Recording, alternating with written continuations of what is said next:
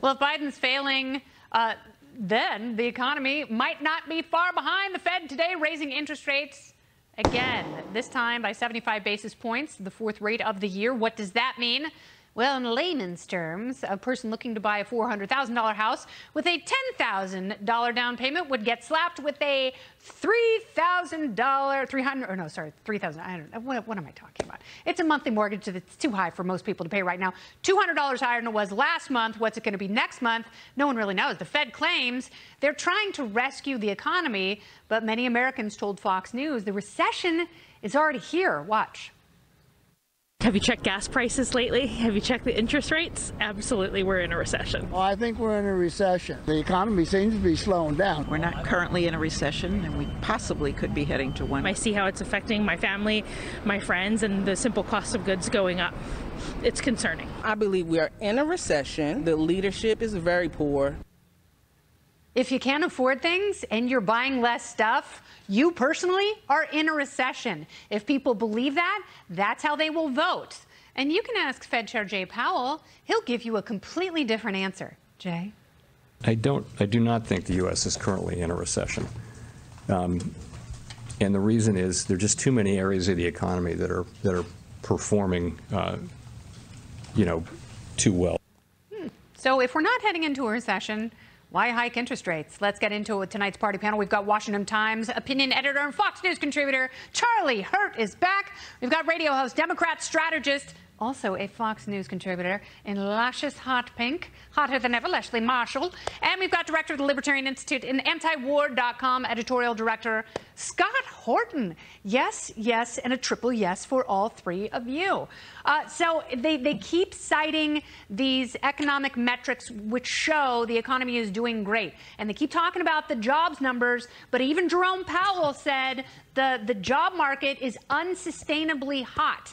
That means that employers will continue to have to raise wages in order to attract workers, which will only raise prices further, which just makes inflation worse and the looming recession that much more certain. Charlie? Yeah, no, it's the only thing that's worse than paying $6 a gallon of gas for gasoline and getting a grocery bill for $500 is being told by the White House and other politicians and people like Jay Powell that, oh, no, we're not in a recession. Get over it. It's not that bad. It really is that bad. And I think you're so right to point out the issue of what it puts a family through in order to get a mortgage to buy a house. The super rich, the people that are paying all this money to the Democratic Party, they're not affected by this. No. But if you try to take out a mortgage to buy a home or to refinance your house to get some money to pay a tuition for your kid or something like that, you're paying monstrously more money, and people do feel it, and insulting them by telling them that it's not that bad is not a very effective strategy for going into an election. No, and mortgage rates are only going to go up. And when that happens, Leslie, it's not just mortgage rates. Borrowing any money is going to be so cost prohibitive, people won't be able to do it. And when they can't do that, they're not buying houses. They're not taking out construction loans. They're also not starting businesses. So none of this ends well. And you're also not able to sell your house. Yes, that's we are already seeing housing slowdowns, and applications for mortgages are down 6% just in the last couple months, Leslie. So how do you make things better? Well, not worrying about a label, because I would agree with you, Kennedy. It is a voter's perception, not necessarily the reality. You have economists that say we're in a recession. You have economists that say, hold on, don't be such pessimists. And then you have economists who say we're not there yet. So it depends on who you ask. But when you look at the American person, the voter, whether they're a Democrat or Republican or independent and don't want to affiliate with a party, they're feeling it. But then again, economists are also saying one of the reasons many of them are saying we're not yet in a recession, and some people may say it's just a label, but when you do see over 40 days of gas prices that have dropped, when you do see unemployment that continues to be low, and even though you talked about jobs and when we're seeing numbers coming out and squeaking out that improve, we do still have the problem with inflation, and that's exactly why the feds are increasing. They should have done a titration. That's what economists are saying, instead of hitting everybody like this, so Americans are feeling it even stronger, because the feds have done it so so aggressively and so quickly so many times in a short period. Yeah, but you can't treat the sickness if you don't diagnose the illness in the first place. And the Fed didn't do that. Jerome Powell didn't do that. Janet Yellen didn't do that. And now they're not going to admit that they were wrong. But, you know, unfortunately, Scott, we're seeing the ills of central banking play out in real time, and it will really hurt people because what they have to do is cool the economy down so people stop hiring and, you know, then people lose their jobs and their homes and their life savings, and that is bad news. Yeah, that's absolutely right. You know, Ron Paul said over and over, people have got to learn Austrian school economics. And, you know, I have my own little libertarian institute, but really the best is Mises.org. That's MISES.org. And that's the home of the Austrian school economists who, like Ron Paul, explain that the recession is the correction from the period of artificial prosperity that's brought about by our inflationary monetary system. When they're raising the interest rates, forget denying there's a recession. They are trying to create a recession, yes. As you just said, Kennedy. They have to create a recession in order to essentially, they have to raise the interest rate so high that people stop taking out loans. Because it's not just the Fed that creates new money. It's the banks create new money every time they make a loan. So they have to essentially, like they did in the early 80s, late 70s and early 80s, force essentially a depression in order to get a hold of the inflation. And the problem is that they have to raise the interest rate so high to do that, that would absolutely break the federal budget because they can't pay the interest on the debt. So instead, we get the worst of both worlds. We have some interest rate hikes, but not enough to solve the inflation problem, but enough to crash some markets and enough to give us the worst of both worlds, an inflationary depression, which is how people lived the entire 1970s, and remember they called it the malaise of, you know, essentially just spinning our wheels for a decade. Yeah, and it was funny because Kamala Harris used that term in a speech just a few months ago, and it was like, lady, do you have no grasp of fairly recent history? All right, party panel, sticking around, much more to come in this show. And up next, we're going to talk about Dr. Fauci. He's lied so many times. Even Pinocchio's like, bro, take it easy, you're going to poke my eye out with your nose. This is a crazy story. The Biden administration today offering a trade with Russia for 2 Americans locked up in the commie country. Secretary of State Antony Blinken, Antony, go get me my weapons dealer, saying a deal has been in the work for weeks. Watch. In the coming days, I expect to speak with Russian Foreign Minister Lavrov for the first time since the war began. I plan to raise an issue that's a top priority for us. The release of Americans Paul Whelan and BRITTNEY GRINER, who've been wrongfully detained and must be allowed to come home. We put a substantial proposal on the table weeks ago to facilitate their release. Our governments have communicated repeatedly and directly on that proposal. And I'll use the conversation to follow up personally and, I hope, move us toward a resolution. Wow, what a fireball. He really inspires confidence. WNBA star BRITTNEY GRINER currently on trial for having cannabis oil cartridges in her luggage. She's facing 10 years in prison if she's convicted. Paul Whelan has been locked up since 2018 on seemingly trumped-up espionage charges. So how are we going to pull Paul and BRITTNEY out? By trading them for one bad hombre, Victor Boot, the man nicknamed the Merchant of Death. He is currently serving a 25-year prison sentence in the U.S. for conspiring to kill Americans. Fun. I don't even think that's illegal anymore, at least not in New York City. Acquire and export anti-aircraft missiles. That's what he was doing, providing material support to terrorists. He's also inspired the Nicolas Cage character in the movie Lord of War. Oh, God. Nicolas Cage scares me now. All right, is this a good idea? The party panel is back. Charlie Hurt, Leslie Marshall, and Scott Horton. Maybe another administration could negotiate this, Charlie. I don't trust Antony Blinken as far as I can throw him, and I don't trust the president.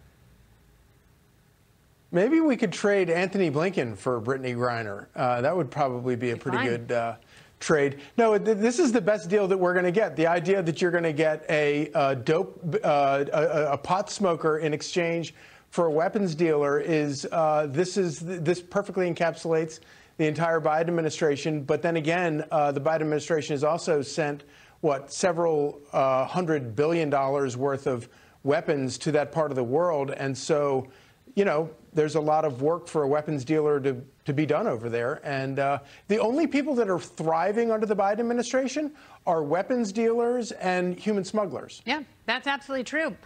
So, Leslie, I love that we're matching. I love our color wheel. I feel like I'm in a hot pink sandwich. Yeah, you are. It's like a macaron. And we are the fuchsia. Yeah, a hot pink taco. That's okay, Charlie. Come on, man. What the hell is going on with this show the last 2 days? All right, so Leslie, doesn't this just give incentive to bad countries and bad actors to nab Americans and charge them with anything because on the back end they're going to get a great deal? No, because whenever we do a prisoner swap like we did with Trevor Reed, we gave a Russian cocaine smuggler back. Remember, the people that we have from their countries are bad hombres, as you said, Kennedy. So whenever you're going to make a prisoner swap, we're going to end up turning over a bad guy. And we're getting 2 for 1, so some people would say this is a good deal and that we should go to whatever lengths we can to free Americans who have been wrongly convicted, or, you know, in the case, it's not necessarily a pot smoker if it's used for medicinal purposes. I think people look at it and view it quite differently. Should that person be in jail for 10 years? And if there are trumped-up charges, as is claimed and alleged against Whelan, there was no espionage there. So, you know, shouldn't we go to the lengths that we can get an American home? If it was my kid, I would say give him, I'm sorry, give him 10 traffickers. Can we pull up that picture again of the 3 of them, Whelan, Griner, and Boot? Because I really think that's Rob Schneider. I think that's Deuce Bigelow that we're getting, and I don't think that's the worst thing in the world. Scott, a little shocked to hear Antony Blinken admit, like, you know, this is the first time that I'm talking with Sergei Lavrov since the war started. It's like, really? This is the first time with all those people dying and, you know, people unable to eat because you can't get wheat and other food out of Ukraine? Were you disgusted by that? I'll tell you what. Yeah, absolutely. First of all, Rob Schneider's a libertarian. Shout out to Rob. Shout out. Good guy. But yes, it's absolutely the most scandalous thing in the world. 5.5 months that we've been fighting this proxy war. As your other guest said, the Biden government has dumped tens of billions of dollars worth of weapons into Ukraine to fight this proxy war with Russia. And they should have been negotiating from the very beginning to do everything they could to prevent this war, and then once it started, to negotiate its peaceful resolution. And Antony Blinken absolutely ought to be run out of power, and Joe Biden with him, and replaced by people who will seek peace there. And then the other thing that's very important here is here they're negotiating this woman who's a cannabis convict, essentially. Well, can we get our State Department to negotiate with the Justice Department and the 50 states that have tens or hundreds of thousands of people locked up for possession or trading in cannabis, which is legal in virtually half the states? It's absolutely an atrocity. We lock people in cells the size of parking spaces for holding on to cannabis. I'm so glad you said that, because Weldon Angelos is going to be here in just a little bit to talk about the state of cannabis in Congress right now, and we're going to talk about freeing some people and expunging records. That was a great job teeing that up, Scott. You didn't even know. Speaking of Putin, a.k.a. Dr. Evil and his hairless cat, you know, does anybody want $1 billion? The Mega Millions jackpot has surpassed the $1 billion mark for only the 3rd time in history. A new study from the UK says most people wouldn't even want that much money. The survey shows $10 million, considered to be the perfect amount of money to live an ideal life. Only a minority of respondents said they would want as much money as they could obtain. I'm in the minority. So what's your perfect bank balance? And why doesn't everyone want to live like Elon Musk? They are such zero-sum thinkers, Charlie. I'm disgusted by people like, ew, billionaire, blah, blah, blah. I think it'd be great. Yeah, but, you know, like the song says, mo money, mo problems. That's right, I'll take them. I could not imagine wanting If I win $1 billion, I'll give half of it to you. How about that? Thank you, Charlie, and I hope you do, because we're going to play the tape before the magistrate, and I'm going to have just giant wheelbarrows full of Scrooge McDuck doubloons. So, Leslie, you are just about a billionaire. What is it like? Oh, wow, I wish. No, I'll take the money. I think it's interesting they polled the Brits, poll the Americans, we'll take the cash. Exactly. You know, they'll be like $1 billion, that's not enough. Yeah, I'd want it. I mean, think about it. You could provide clean water and food to kids starving in this country and throughout the world, and I can get my beach house. Yes, you could have a big, beautiful beach house in Carbon Canyon. You could live next door to David Geffen. It would be fantastic. I bet he would be a great and really fun neighbor. So, Scott, I don't hate capitalism. I don't hate wealth, and I don't demonize those who are successful in this country. Are you going to tell me that you're a big commie and you don't want the money, Scott Horton? Oh, well, no, not exactly. I mean, first of all, you have to remember, if you win the $1 billion lottery, the IRS is going to take about half of that because they need that to spend on a bomb to drop on a Yemeni baby or to pay interest on the national debt to some foreign government sovereign bondholder or something like that. But with the money left over, I would buy a nice little piece of property, of course, take care of my friends and family, buy some property out in the hill country, build a skate park, and then I think I would donate the rest to antiwar.com and to bringourtroopshome.us. I think that's fantastic. But see, you know, all the people I know who talk about this, they dream big, not only the things they would want to live a wonderful, ideal life, which really doesn't revolve around stuff as much as you think it would, but they also talk about foundations and how individuals and their prosperity can make the world a better place because human beings are ultimately good. And you have all shown that tonight. Charlie, Leslie, and Scott, thank you all. Thank you. Yeah, thanks. You're welcome.